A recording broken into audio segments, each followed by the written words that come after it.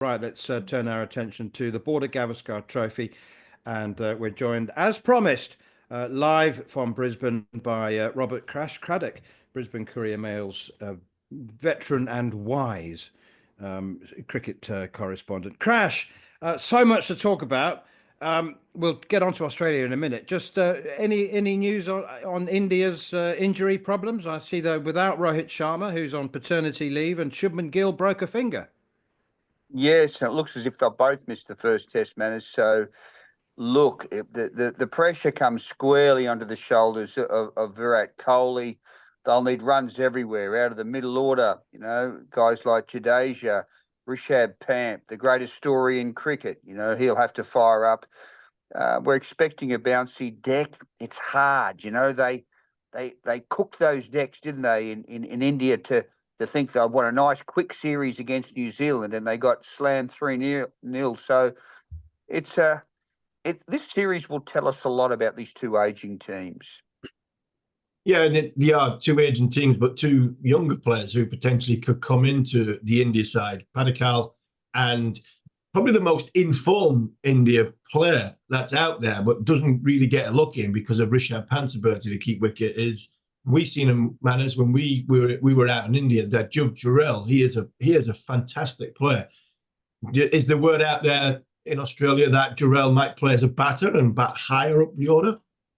Yes, that is one of their options at the moment. Apparently, he's looked very good in the nets and in practice, and he's just got they believe the right temperament to play here. I have to say, Steve, temperament's an issue, question mark, because they sort of banned the media from their first training over here, and then the WACA said we haven't got the security to protect people for another session, and it's all a bit hazy at the moment. But there's that hint of a siege mentality, which they never really had when they won their last two tours, because their coach, Ravi Shastri, loved Australia. He loved Ian Chappell and Greg Chappell. He loved getting out at night. He loved enjoyed the Australian media even. So can they replicate that attitude, which I think is so important? Teams that come to Australia and adopt that siege mentality generally struggle. The ones who embrace it and who have a good time here, they're the dangerous teams. It's a long tour if you're hidden away in your hotel room. So it's interesting. Crash, I've got to ask you about the prickliness between Ricky Ponting and Gautam Gambhir. Gambhir, I've always felt, is a firecracker, just waiting to be lit. And I've always got the impression that he's quite easy to light up as well. Is that just a little bit of fun? I mean, actually, Ponting described Gambhir as prickly from their days at Delhi together in the IPL. Is that a sideshow that you're enjoying? Yeah.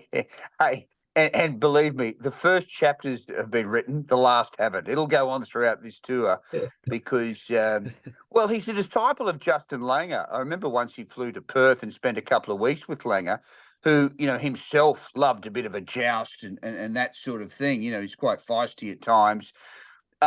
He sounded to me like a guy at his departure press conference who thought, well, Ravi Shastri had this mantra of let's look them in the eye. You know how Ravi talks. Let's take them on the beaches. Let's storm the barricades. And sounds good in theory, but he also but Ravi loved it. He loved the theatrical side of it, and deep down he loved Australia. I don't get that impression with Gambhir. And hey, let's not underestimate the fact he has lost the unlosable Test series against New Zealand. I mean, in his opening gambit, dare we say it, for India, he's fallen victim to probably the most famous defeat in Test history. I'm not sure there's been a bigger one. Can someone nominate me a better Test match victory than beating India for 3-0 in India at the moment after their 12 years undefeated? So he's under extreme pressure for all his bravado. Yeah, you know, Manners described it perfectly. It's like a moon landing moment when New Zealand went 1-0 up, then 2-0 up, then 3-0 up. But you're right, Gambhir is under pressure. And then if he goes and loses Border-Gavaskar Trophy, doesn't get to the World Test Championship final. These two sides, for all Crash, that they're one of the big three, shall we say, England, India, and Australia. Neither side are playing very well. Neither side are in great form. Are we looking at a series which could be of closeness and a good series because of we might see some low-scoring games because the batters aren't in great form? Yeah, it's funny, Steve. You made a good point. Take out Nathan McSweeney, the debutant. Every Australian batsman is in decline. They are not what they were. Now, some are in sort of graceful decline, but and Steve Smith has gone from being supersonic to just sort of good and solid. Whereas, but their averages this year have not been pretty at all. So there's pressure on. I mean, Usman Khawaja turns 38 in December. That's pressure. You fail your first 3 or 4 innings. Marnus Labuschagne went backwards last year. So did Smith. So did Mitch Marsh. This year I should say. So yeah, there's a sense they're gettable. But the big thing for me is Bumrah cannot do it by himself, and Akashdeep is sort of okay. Siraj is sort of okay, but the brilliant Mohammad Shami was regarded by the Australians as the equal of Bumrah. And when I said that to Ravi Shastri for his column, he sort of said, you know what, he's so underrated, Shami. He said, our batsmen hated facing him in the nets. Now, he's coming back. He's taken 7 wickets on the weekend in the Ranji Trophy. Will they rush him to Australia? I think they should, but they haven't. They're still looking at him. Crash, finally, it's that time when I need to ask you for a prediction. I have to say I'm perversely excited by this series. I can't even put my finger on why it is. I suppose India won the last 2, having never done it before. And as you say, 2 teams with some great players who are beyond their best. And I don't know. I just can't wait to see how it unravels. But put your hand on the glass ball and on the crystal ball and give us a prediction. Well, Manners and Harmy, you'll find that Australia will win 3-1.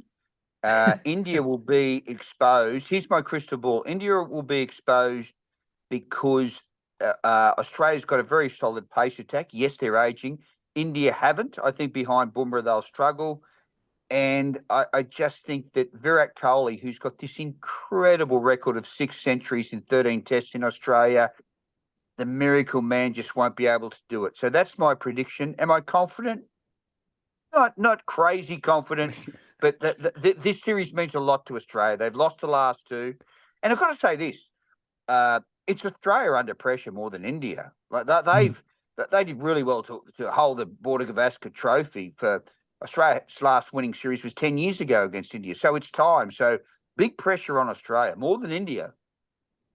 Sorry, Crash, one more. England, New Zealand prediction, please. I've got New Zealand winning that because I'm really worried. Now, I'll tell you boys this right now, and I want you to talk about it.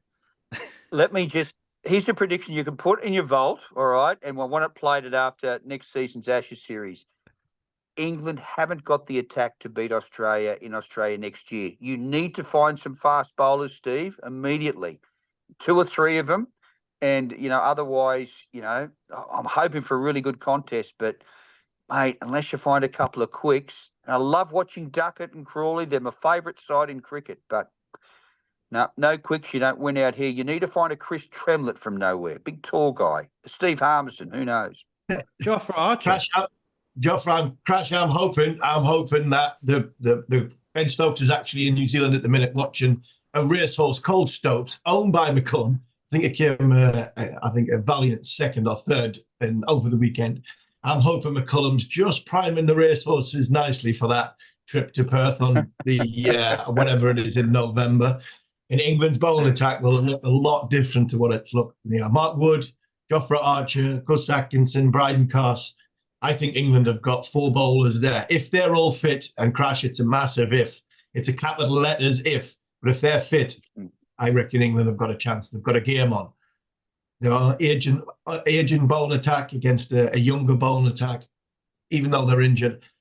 I think if England come with them 4, I think England have a chance. But I agree with you. No Archer, no Wood, no course fit, I think England will struggle to take 20 wickets in Australia. Yeah, and hey, guess what? I got to say this. You hinted at it, Harmy, and you're 100% right. This aging Australian team with every man bar McSweeney over 30 years old next year, that's England's chance. It really is.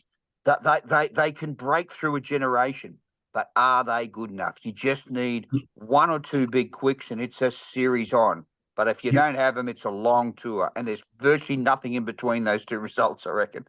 There's not. Sounds funny. I'm getting pumped for the series. Yeah. You're asking for a Chris Tremlett, but watch out for Bryden Carse. That boy's release point, his pace, his aggression he could be the outsider for me at this minute in time. He could be the difference and balancing or building a quick pace attack that England could potentially have in Wood and Archer. Watch for Carse. He's good. Okay. I'm pumped already, boys. Crash, thank you so much. We'll be talking a lot about the Ashes in the next 12 months before they even start. My pleasure, guys. Always. Thanks for having me. I love coming on, and you've got me. I can't wait for next year already. Thanks, lads. See you soon. On AM, on DAB, via the talkSPORT app and on your smart speaker. talkSPORT.